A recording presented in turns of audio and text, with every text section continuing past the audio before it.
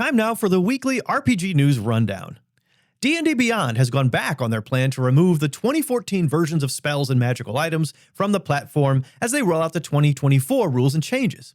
In a post on the D&D Beyond site on Monday, they said, "We heard your feedback loud and clear, and thank you for standing up." Previously, they had announced that all these items would be removed, and players would have to recreate them manually using the site's homebrew features, but they're now keeping these available for users who have purchased the 2014 content. Coming in October from Beadle Grimm's is the Curse of STRAHD Artifact Pack, containing representations of in-world items from the famous adventure. It includes a holy symbol of Ravenkind, complete with a chain for wearing the item. There are also 3 Barovian coins with Strahd's image on them, 5 wax seals with Strahd's crest, and a Strahd finger puppet. The artifact pack will retail for $39. PAIZO is now revising a new IP policy that they had announced in July.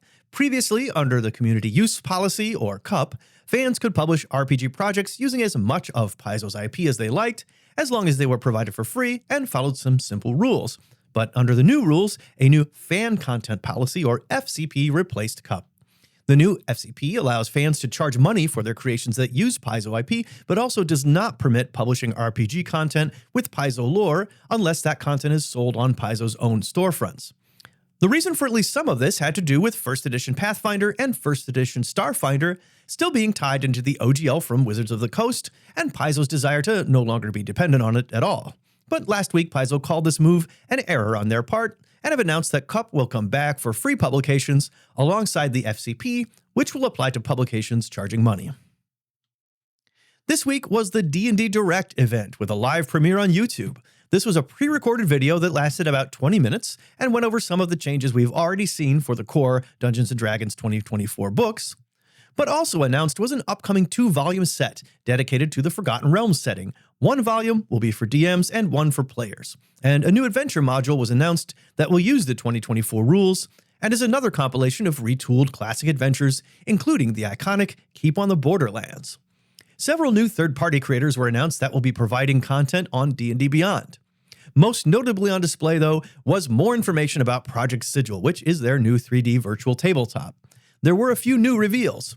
There'll be a starter adventure for Sigil called Danger in Dunbarrow, and the creators also say that the platform will be usable for games other than D&D. There was also a brief mention of working with other groups to bring in content, which sounded like they will perhaps take a Universes Beyond type approach to Sigil. And finally, they announced the game will be available only for PC and later will come to mobile platforms. This seems to imply that there will only be a Windows version with nothing available for Macs, but that hasn't been clarified yet. The full video is available on the official D&D YouTube channel. Start Here is a new RPG from Beach House designed for brand new RPG players. It's designed to be easy to learn and easy to run and features a simple rule system designed for fast play and flexibility. The game is published as 3 books titled Beginning Players, Experienced Players, and Campaign Sampler. The Shadow Scar starter set is out now from R. Talsorian Games. It's a ninjutsu fights monster-themed RPG flavored a bit like a JRPG. You can purchase the set now, either through DriveThruRPG or from the R. Talsorian site. This week, PAIZO released the new Tian Xia, and I'm never sure I'm pronouncing that right, so forgive me, Character Guide. This book provides character options based on the Asian-like portion of Pathfinder's default setting, the world of Galarian. There are also new magic items and weapons.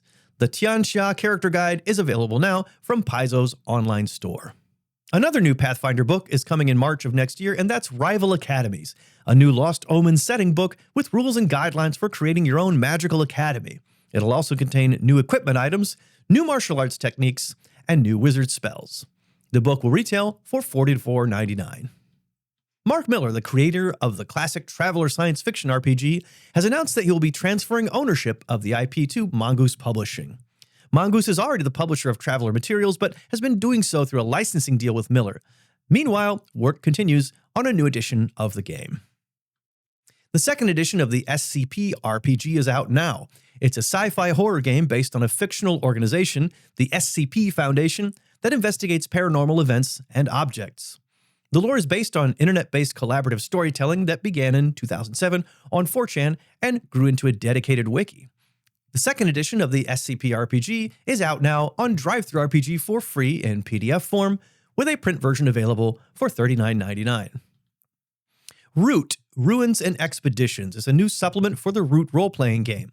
The book is precisely what the title implies, a guide to finding relics in forgotten ruins. It includes new factions and playbooks with new roles and skills.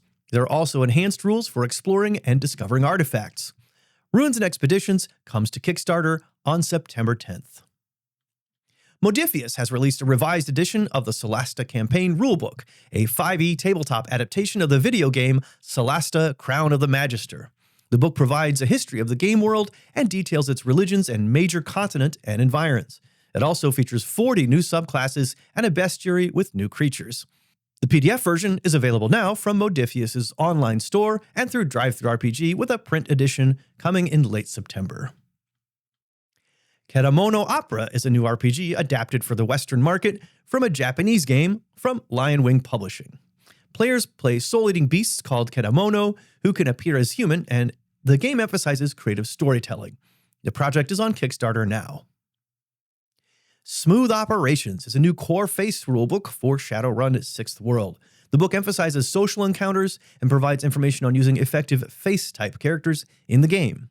Shadowrun Smooth Operations comes to retail on September 18th with a price of $49.99.